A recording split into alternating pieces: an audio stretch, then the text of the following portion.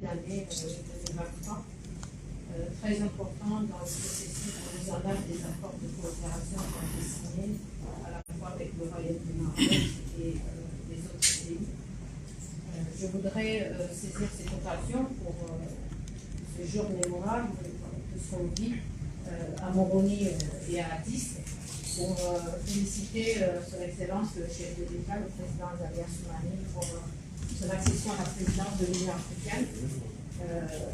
À travers cette présidence, comme vous le savez, les Comores seront mis au devant de l'action diplomatique, tant au niveau de l'Afrique qu'au niveau des partenaires de l'Afrique et à l'international. Donc il s'agit d'une opportunité en or pour les acteurs de la coopération. Le défi résidera à faire le suivi des rencontres et discussions diplomatiques pour renforcer les liens de coopération avec les différents partenaires.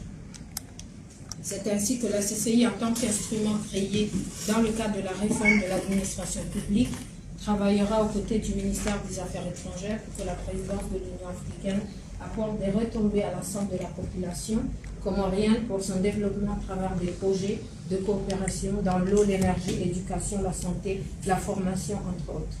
Donc, concernant ce qui nous a réunis ce matin, nous avons voulu faire un petit rappel, parce que ça a été dit là, qu'il y a un an que les accords ont été signés. Le développement prend du temps, vous le savez. L'administration comorienne, on le sait, tous on essaie d'avancer. Les accords ont été signés en mars 2022. Nous avons eu une réunion, le ministre des Affaires étrangères nous a convoqués dans cette salle pour nous présenter ces accords et nous dire tout l'intérêt de faire le suivi de ces accords. La première des choses que la CCI a fait, et le secrétariat général, parce qu'on a été chargé de faire ce suivi, était de multiplier ces accords et de les partager aux différents ministères qui prennent connaissance. Tout de suite après, en avril, est-ce qu'on peut avoir le tableau s'il vous plaît? Tout de suite en avril 2022, donc un mois après, nous avons organisé une réunion au ministère, à l'hôtel Héritage, où on a invité tous les ministères, donc 50 personnes ont été présentes. Cette réunion a été organisée, ouverte par le ministre des Affaires étrangères, en présence du secrétaire général, et nous avons sollicité le département juridique du ministère des Affaires étrangères, parce qu'on doit travailler ensemble, pour montrer le processus de mise en œuvre sur l'aspect juridique.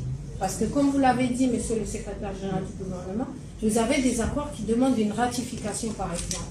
Donc, on a réuni 50 personnes dans la salle, on a présenté les accords, on les a remis à tous les ministères, on a fait des échanges pour les questions et réponses. Donc, tout le processus a été présenté. Et ensuite, nous avons à l'agence reçu différentes institutions qui sont venues faire des séances de travail avec nous. Et le secrétaire général a signé une lettre pour la solliciter, pour envoyer à tous les ministères, pour nommer les points focaux. Et à ce jour, aucun ministère, Hachim, vous pouvez me contredire, est-ce qu'il y a un ministère qui a nommé un point focal? C'est l'unique ministère qui a décidé. Voilà. Donc le ministère de l'Agriculture est le seul à nommer le point focal. Donc pourquoi nommer un point focal, comme l'a suggéré aussi, c'est pour... Ce travail ne se fera qu'en collaboration avec les ministères. Certes, la CCI a été désignée pour faire le suivi, mais nous le ferons avec les ministères. Donc je saisis cette occasion pour réitérer que vous puissiez nous envoyer le nom des points focaux. Et pour revenir un peu en arrière, on l'a mis dans l'agenda, nous avons eu en 2018, le rôle parmi les missions, c'est de faire le suivi des accords. Et quand on a regardé, on a vu que ces accords sont dans les archives du ministère, qui sont un peu débordés avec l'état de la situation, et nous avons mobilisé des fonds pour faire une base de données, c'est-à-dire avoir un outil aujourd'hui pour permettre à la fois à toute l'administration comorienne, pas seulement le ministère des Affaires étrangères, d'avoir une visibilité, de bien faire ce suivi en ayant une base de données, que je remercie le ministère de l'Environnement, parce que ce budget a été débloqué par le ministère de l'Environnement à travers un projet qui était financé par le PNUD, le projet ANCAR 2, qui était en train de faire la base de données des accords de Rio. Donc nous avons eu le cabinet Chawiri qui a fait cette base de données, qui facilitera et qui facilite, parce que le travail a commencé, la visibilité des accords qui sont signés bilatéralement depuis l'indépendance jusqu'à nos jours, que les Comores ont signés, les accords qui méritent d'être renouvelés. Tout ce travail-là va être facilité par cet outil dont nous avons sollicité le cabinet aujourd'hui pour que vous puissiez voir, parce que c'est un outil qui a été développé par le ministère des Affaires étrangères à travers son agence de coopération. Donc, qu'est-ce qu'on a fait après ça? C'est-à-dire qu'aujourd'hui, on a sollicité cette réunion pour avoir non seulement les points focaux, mais ça n'a pas arrêté parce que vous avez vu que les domaines de l'eau et l'électricité avec le Royaume du Maroc avancent, mais cette année, on aimerait que les choses puissent aller plus vite sur les accords qui sont disponibles. Comment faire? Donc certains accords, est-ce qu'on peut passer aux accords? Certains accords demandent par exemple l'accord sur la santé, ça demande de mettre en place un comité paritaire. Donc, vous voyez que le point focal, l'intérêt, c'est que chaque ministère, on travaille bilatéralement et qu'on voit qu'est-ce qu'il faut faire dans le domaine de la santé. Il faut que le ministère de la Santé au Comores puisse nous envoyer la liste de ce comité, pour qu'on puisse l'envoyer la partie marocaine et qu'après, on puisse commencer le travail. Donc, voilà, MOU dans le domaine de la formation diplomatique, ça c'est le ministère des Affaires étrangères, par exemple. Il y a un MOU dans le domaine de la consultation politique, ça revient aux affaires étrangères. MOU dans la gestion de la communauté établie et de la migration, comité de suivi est demandé. Accord relatif à l'octroi des bourses des stages, ça c'est l'établissement d'une requête, ça c'est le ministère des Affaires étrangères, la présidence. MOU dans le domaine de l'emploi et du travail, comité technique est demandé. Convention cadre dans le domaine de l'aménagement du territoire, une requête. Protocole de coopération en matière de pêche maritime et d'aquaculture, établissement d'un programme et d'un plan d'action.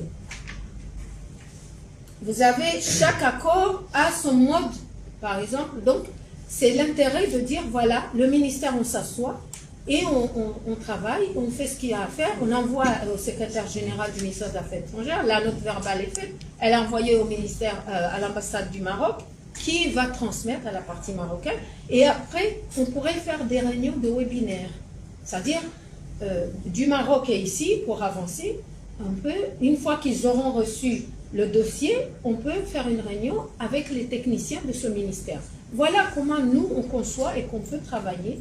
Et vous savez, vous le savez tous, on a un problème dans l'administration, les choses, des fois, ça prend du temps. Mais de l'autre côté, vous pouvez être rassurés, nous, on est disponibles. On a mobilisé ce budget pour faire cette réunion en avril 2022.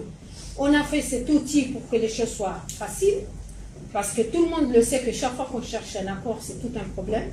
Donc, ça va faciliter et que chaque fin d'année, on puisse faire un point sur dire que tel accord, voilà où est-ce qu'on est arrivé, tel accord, et même à mi-parcours, hein, au mois de juillet cette année, moi je pense que ce serait intéressant de faire une réunion ou un rapport de mi-parcours, où est-ce qu'on en est en 6 mois.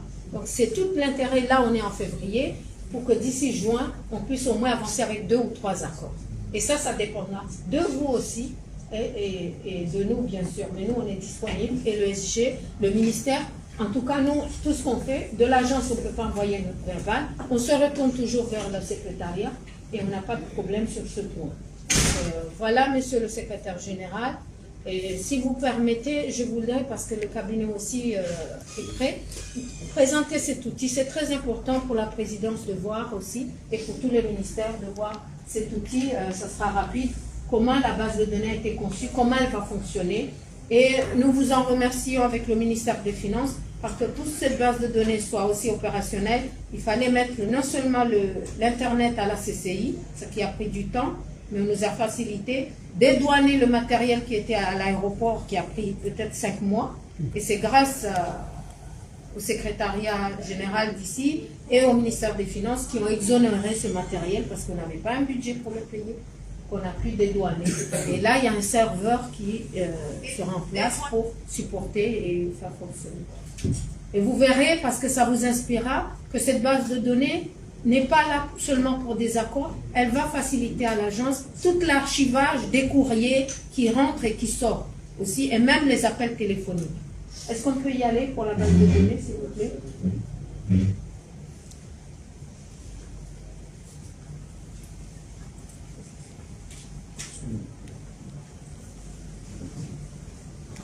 Il y a ligne.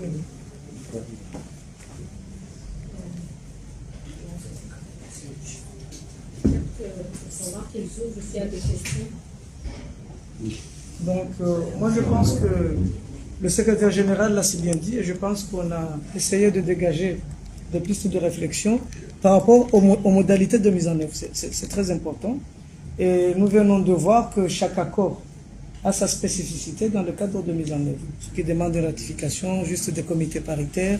Donc, maintenant, c'est à travers cette modalité qu'on continuera le travail, parce que chaque accord a sa spécifique. Donc, je pense, M. Chargé d'affaires, que c'est de cette façon-là qu'on pourra travailler d'une façon rationnelle pour qu'on puisse avancer dans ce travail. Donc, je pense aussi que le bien fondé de cette base de données, c'est de pouvoir avoir toutes les informations nécessaires et à temps réel, que ce soit au niveau des accords sur le Maroc et autres, pour qu'on puisse rapidement être opérationnel. Je crois que c'est pour cela que nous avons voulu rapidement développer cet outil, de le disponibiliser, et ça permettra aussi de faciliter aussi même le travail au niveau du secrétaire général du gouvernement. Donc si vous êtes prêts, vous pouvez commencer. Merci monsieur le secrétaire général, monsieur l'état diplomatique et directeur des différents services. Je suis du bureau Chaveli qui a développé cet outil de gestion des apports et des différents courriers du ministère et de la CCI. Donc, en fait, comme vous le voyez ici, le périmètre du travail, cet outil va gérer, comme vous le voyez ici, cet outil va gérer les différents documents légaux, il va gérer aussi les accords, il va gérer également les différents courriers, il gère également aussi le courrier arrivé et départ, il gère les rendez-vous et les appels téléphoniques et tous les comptes à la liste des carnets d'adresse du ministère et de la CCI. Pour le moment, bon, vous allez nous excuser parce qu'il y a un problème de connexion. Nous avons déjà implémenté la base de données. La base de données elle est en production. Le serveur fonctionne. Mais ce matin, M. Abdou m'a dit qu'il y a un problème de connexion. Du coup, je ne peux pas me connecter d'ici directement au serveur de la CCI. Mais je me suis connecté au niveau de ma machine locale. Cette application maintenant, c'est un prototype qui existe dans ma machine ici en local. Il y a des mises à jour qui ne sont pas ici, qui sont au niveau du serveur, mais qui ne sont pas appliquées ici parce que c'est l'ancien prototype. Mais en fait, l'architecture est la même, mais seulement vous allez avoir l'idée que, bon, en fait, normalement, la façon de fonctionner, est la même. Mais seulement qu'il y avait eu des petites mises à jour qui ont été faites lors de la première réunion qui a été faite à la CCI. Il y avait eu certaines recommandations qui sont en production maintenant dans le serveur, mais comme c'est l'ancienne machine, l'ancienne version, il y aura certaines mises à jour qui ne sont pas fonctionnelles. Je me connecte au système.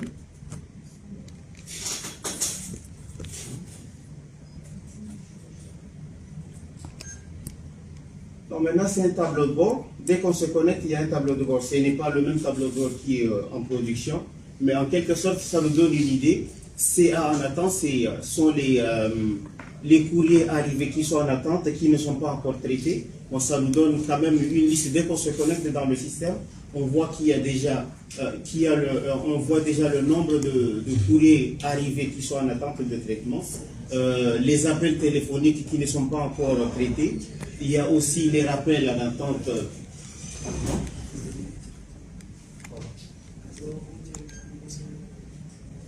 Ok. Bon, en fait, si vous voyez ici, comme je l'avais dit, il y a les documents légaux.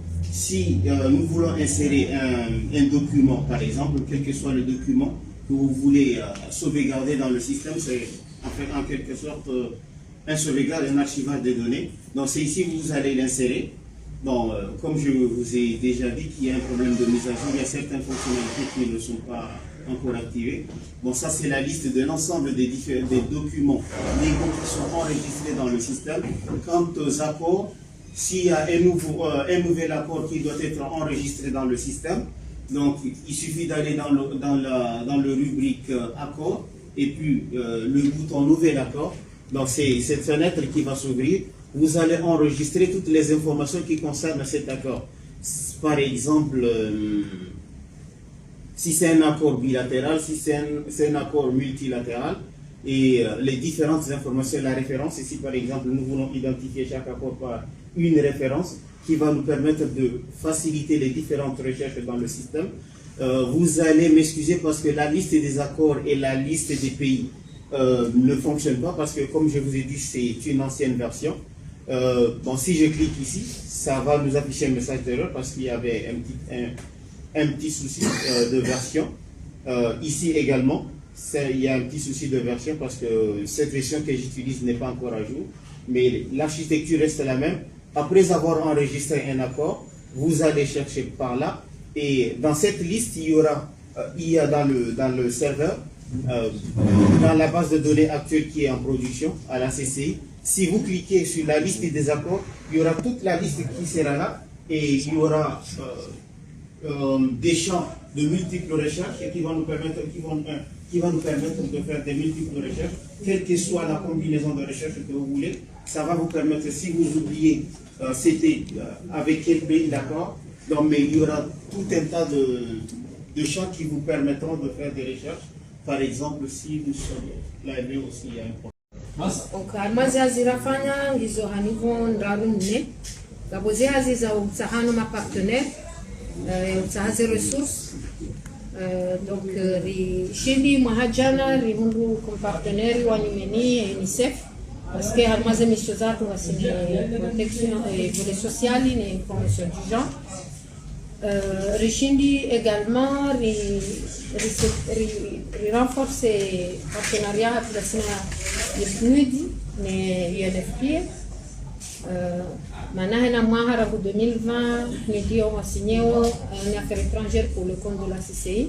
Nous avons signé un cadre de coopération. Donc, c'est important parce que pour nous, nous avons accompagné o développement il y a une coopération avec les entités suhei de Muhamba coopération sud-sud et NFPA de helio yo alma hamine warjo fanya zidasinao rendelea tena alma les relations zake dasina za agencies zobonzi ama les agences ya Tunisie rifanya zio mahajana ukawa jehunu malheureusement kwa vile nos problèmes au niveau ya hao kwa jaja octobre changwa joja mois de mai chari renforcer coopération dasinao. Mahajana en matière de partenariat, donc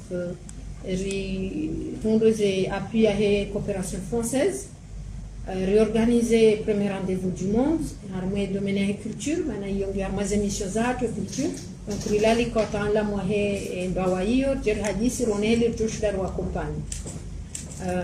Mahajana, armée azizatu, rishindi. Concrétiser les projets à tout le ministère de la Santé, il y a un renforcement des laboratoires Marouf, le projet financé par la Banque islamique, le Fagnon de la Tunisie, la coopération sud-sud toujours. Donc, le projet, il y a un ça par formation et mage. Donc, on va faire un évoluer à Dani, à moi et la OMS, on va solliciter, évoluer à Ville, Fagnon Tunisie. Donc, le projet est continué au moment où vos équipements, ça a été tout l'armée et laboratoire. Mahajana a relancé la plateforme Hemajani, Harma et Inouyambao de violence. Donc, il crée la plateforme de Sina et NFP et UNICEF. Donc, relancé Nzouani, Mwali, na Gazidja. Donc, la plateforme il continue au moment où il y a continue la mobilisation et les bouchines, comme ambassadeurs ils ont une mission ils ont bouchines, ils ont Tanzanie. Donc, on a lazimura waone, rendre vers eux, représenter l'agence, ou adjoint l'agence de coopération. Donc, Richidi rende Tana au mois de novembre, on a un partenaire kumena waili risaidi fahaziri fanya na ambassadeur watu nisokambia ya shortu ni agence ya développement économique international de l'ONU wa risaidi tena pour bien préciser c'est l'agence africaine de coopération économique internationale beaucoup siège Moroni à Itsandra Donc, M. Fanishiha est objectifé que c'était atteint parce qu'on voulait que les partenaires Walobushini ou Arijou représenter l'agence, on est sans Azizato, M. Yahatou, Zura Fane, Zura Johnzak Fane. En termes de pourcentage, nous avons un pourcentage Armazé plus de années que vous faites en 2020 en pourcentage à 80%. Recontinuer le programme qui a mis en œuvre l'agence égyptienne, la formation et ma cadre de l'administration. Donc 109 personnes ont été formées en Égypte donc, en 2022. Avant le secteur eau, électricité, santé, sécurité, armée, transport, éducation, développement, aménagement du territoire, diplomatie. Donc il y a eu 109 personnes en Égypte. Ils ont gazé une conférence à Paris où l'Égypte s'est engagée quand nous et accompagné Congo. Donc c'est un programme que nous on a signé avec l'agence égyptienne de coopération. Et au mois de juin, je suis allée les voir pour faire le point. Parce qu'on a participé pour la première fois aux assemblées annuelles à la Banque islamique. Donc c'est une occasion, c'est une agence auquel, donc le point, ils sont très satisfaits de notre collaboration. Comme je l'ai montré là, Gabon Douararu, on a fait un témoignage, et rapport. Il y a des formations, comment ils l'ont perçu, quels sont les résultats. Le docteur Mundiru, néphrologue, donc il était très satisfait parce que, comme je l'ai dit, l'Égypte, on est centre coup, il y a néphrologie. Donc, a bénéficié. 2023, on a commencé déjà, avant le docteur Beniman a bénéficié de l'urologie aussi. Est-ce que comme on a une difficulté à armaser à ce moment-là? On a des difficultés parce qu'on a des problèmes de ressources financières. Et à Jossi, on essaie toujours de manakaya, on essaie toujours de Sahema partenaire, on essaie toujours de les manarafani hazinu, les origines molecheni, riwani, qui mahajana rito, chati de helin. Donc c'est un outil aussi à mobiliser parce que ma partenaire, on a visibilité. Donc c'est un gros travail. Déjà, on s'est imprimé, c'est pas facile. Les priorités pour l'année 2023. Les perspectives. Donc, les perspectives, c'est les suivis à les accords de coopération. C'est très important. Les mises en place d'un écosystème. Donc, nous avons une coopération sud-sudienne, nous bénéficions parce que les accords sont signés au Sénégal, Maroc, Chine, Inde, ils ont des sud-sud. Chat et manaranzo dans cet écosystème, c'est que pour que Comori soit vraiment remboulant au niveau international, si Singare a contribué à cette mise en œuvre de la coopération sud dans cet écosystème. Donc, la Banque islamique fait un document pour que les pays indien, dans cet écosystème, nous avons pilier fukari. Nous avons une volonté politique, nous avons un dans ce domaine. Nous avons une stratégie de coopération sociale, nous avons en cours avec l'appui du pays. Nous avons une base de données. On doit dire quels projets de coopération sociale comme on doit faire une base de données. Nous avons un mécanisme de financement. Nous avons une gestion de performance. Ganzo organe de coopération sud-sud, c'est la CCI, donc pour nous, 2023, on aura avancé à la mise en œuvre d'un écosystème, mise en place.